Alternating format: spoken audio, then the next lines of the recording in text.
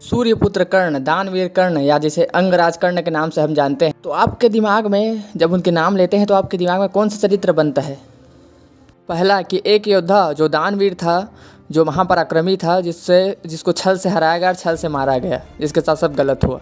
या फिर दूसरा कि एक योद्धा जिसने अपने ही मित्र को गलत सलाह दिया और युद्ध में मारा गया और अधर्म के रास्ते पर चलते हुए अपने मित्र को एक विनाश का कारण बना। तो आप में से बहुत सारे लोग पहला वाला ऑप्शन चुनेंगे कि हमारे जो आज के टीवी सीरियल्स है, जो कि आज के जो कार्यक्रम है, जो आर्टिकल्स है, जो कि पोस्ट है आजकल के सोशल मीडिया में, उसमें यही दिखाया गया है कि अंगराज कर्ण, सूर्यपुत्र कर्ण, दानवीर कर्ण महान थे, उनके साथ सब छल से हराया गया। वो तो अपने जगह सही थे, उनके साथ ही गलत किया गया। कि जो आज का कल्चर हो एंटी हीरोज़ को सपोर्ट करता है, क्योंकि आज की युवा पीढ़ी को एंटी हीरो वाला जो है उसे पसंद किया जाता है। इसी के लिए अंगराज कर्ण, जो सूर्यपुत्र कर्ण है, उनके प्रति हमें सिंपैथी फील कराया जाता है। और जो टीवी सीरियल्स में जो बताया गया है कि वो कितने महान थे, इस जगह बिल्कुल सही होते हैं, लेकिन उन्हीं के साथ छल किया जाता है, उन्हीं के साथ गलत किया जाता है, उन्हें छल से मारा जाता है। टीवी सीरियल्स द्वारा जो आर्टिकल्स हम पोस्ट देखते हैं सोशल मीडिया, इसके द्वारा हमें ब्रेन वॉश कर दिया जाता है।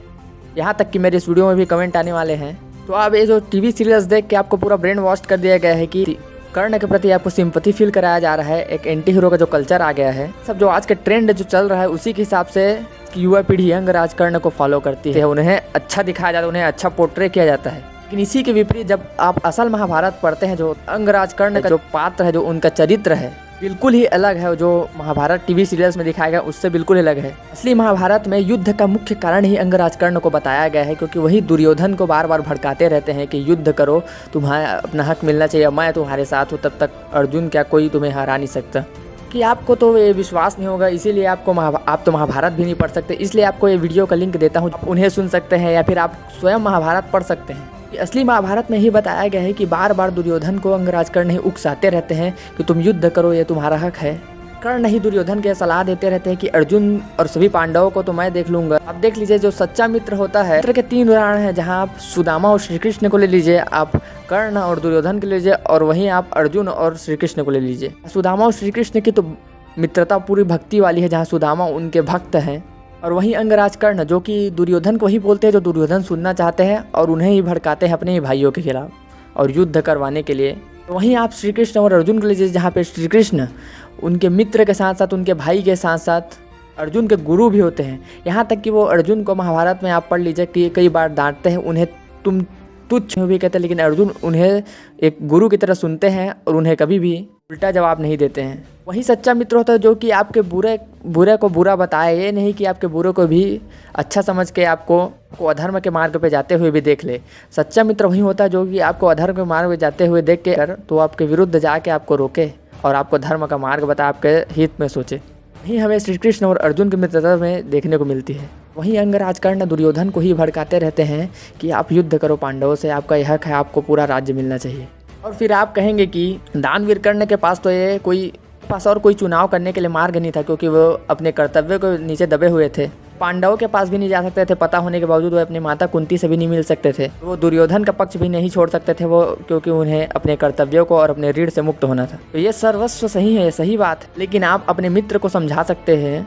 अंगराज कर्ण दुर्योधन को यह समझा सकते थे कि आप पांडवों से शत्रुता मत लीजिए, पांडव अपने जगह पे सही है, आप अपनी जगह पे सही है, दोनों राज्यों पे शासन कीजिए, दोनों मित्रता से, मैत्री भाव से रहिए। कि आप देखिए, जब तक महाभारत का युद्ध चलता है, जब तक अंगराज कर्ण जीवित है, तब तक ही दुर्योधन युद्ध करते हैं, और जब अंगराज कर्ण की मृत्यु हो जाती है, उसके बाद दुर्योधन खुद ही सरोवर में जाके तपस्या करने लगते हैं और ध्यान करने लगते हैं कि उन्हें कर्ण पर ही इतना भरोसा था। आप देख लीजिए, कर्ण की मृत्यु के बाद भी अश्वत्थामा, कृतवर्मा और कृपाचार्य जैसे महान बड़े बड़े योद्धा थे, लेकिन फिर भी दुर्योधन क्यों तपस्या करने के लिए सरोवर में चले जाते हैं? क्योंकि उन्हें अपने कर्ण जो मित्र थे उन्हीं पे सबसे ज़्यादा भरोसा था। अंगराज कर्ण के रहते ही दुर्योधन केवल युद्ध कर रहे थे, क्योंकि उन्हें अपने मित्र कर्ण पर ही सबसे ज़्यादा भरोसा था। और जो अंगराज कर्ण को सर्वश्रेष्ठ धनुर्धर मानते हैं, उनको ये बता दें कि महाभारत में ही वर्णन है कि अंगराज कर्ण को अर्जुन ने ही कितने बार विराट के युद्ध में, महाभारत के युद्ध में परास्त किया। भीम ने अंगराज कर्ण को परास्त किया है, अभिमन्यु ने अंगराज कर्ण को परास्त किया है। अंगराज कर्ण को सर्वश्रेष्ठ योद्धा मानने वाले ये पहले महाभारत में देख लें।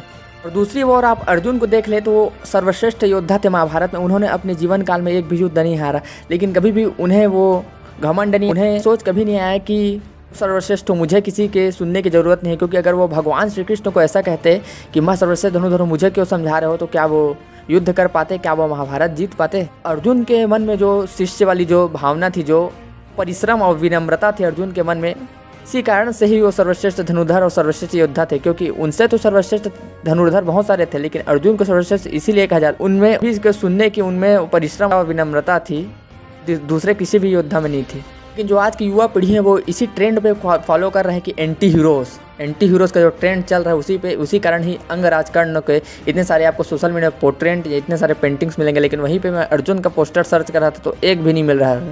उसके बावजूद भी इस वीडियो में मुझे बहुत सारे कमेंट आने वाले कि तुझे कुछ पता नहीं महाभारत के बारे में, तुझे क्या ही पता है जो ऐसे बोल रहा है। याद रखना, जो टीवी सीरियल्स में दिखाया जाता है, जो आपको फैलाया जा रहा है गलत झूठ, ये सब हमेशा सच नहीं होता। कि हमेशा सत्य की जीत होती है और जिस ओर श्री कृष्ण हो, जिस ओर धर्म हो, वहीं हमेशा विजय होता है। आप देख लीजिए, कौरव सेना में इतने सारे सूरवीर महारथी थे, भीष्म पितामह थे, गुरु द्रोणाचार्य थे, अश्वत्थामा थे, कर्ण थे, स्वयं दुर्योधन थे, कृपाचार्य थे, लेकिन फिर भी पांडव क्यों जीतते हैं?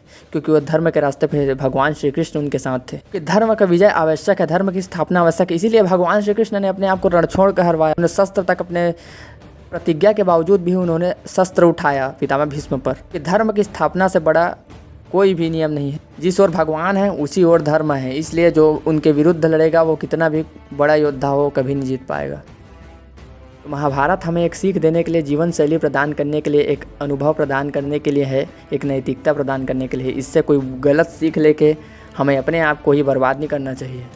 जय श्री राम, हर हर महादेव।